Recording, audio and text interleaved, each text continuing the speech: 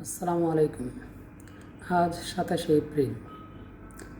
আজকে পত্রিকা খুলে বসুন্ধরা গ্রুপের বাংলাদেশ প্রতিদিনের একটা নিউজ দেখলাম যে তারেক রহমানের উপর সীমাহীন জুলুম নেপথ্যে প্রথম আলো।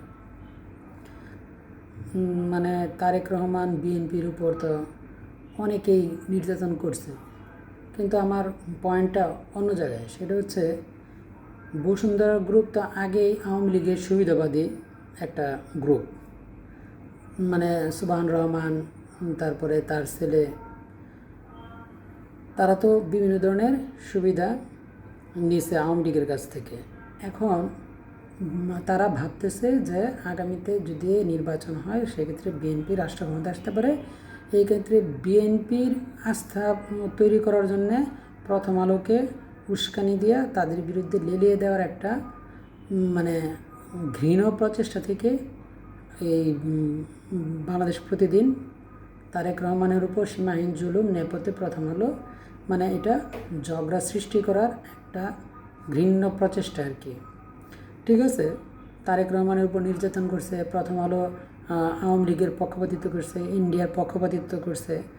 এটা যেমন খারাপ, সেই প্রচেষ্টা হচ্ছে যে বিএনপি রাজনৈতিক দল হিসেবে তারেক জিয়া ব্যক্তিগতভাবে সে এটার প্রতিশোধ নিতে পারে, আবার এটা ক্ষমাও করে দিতে পারে, একান্তই তাদের। কিন্তু এইসব নতুন করে এখন সামনে আয় না যে বিএনপির আস্থা তৈরি করার জন্যে যে বাংলাদেশ প্রতিদিন, Bashundhara group, Kaler Kantho, Daily Sun, এইগুলি যে বিএনপির আস্থা তৈরি করার জন্য চেষ্টা করতেছে, মানে কী পরিমাণ বাজে একটা সাংবাদিকতা।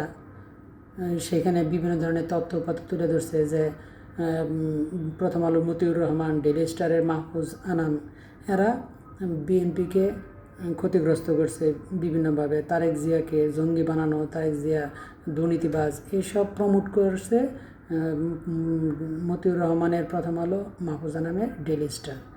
এইগুলি নিয়ে সে একটা বিস্তারিত একটা রিপোর্ট করছে আজকে 27শে এপ্রিল 2025, যা একটা মানে যে একটা কী বলে যে বাজে একটা যে বিএনপির আস্থা তৈরি করার জন্যে, বিএনপির প্রিয়পাত্র হচ্ছে না। আমরা সবাই জানি বসুন্ধরা গ্রুপ, প্রথম আলো, মানে সকল পত্রিকায় বিএনপির বিরুদ্ধে আচরণ করছে। তারেক জিয়াকে জঙ্গি দুর্নীতিবাজ বানানোর জন্যে ঘৃণ্য চক্রান্ত করছে। আর খালেদা হাসিনা সে আওয়ামী লীগের গুণগান গাইছে।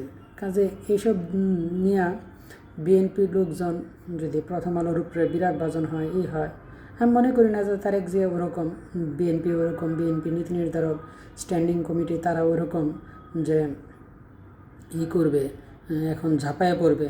হ্যাঁ, তারা প্রতিশোধ নিতে পারে, ক্ষমাও করতে পারে, সেটা বিএনপির একান্ত ব্যক্তিগত বিষয়, তারেক জিয়ার একান্ত ব্যক্তিগত বিষয়।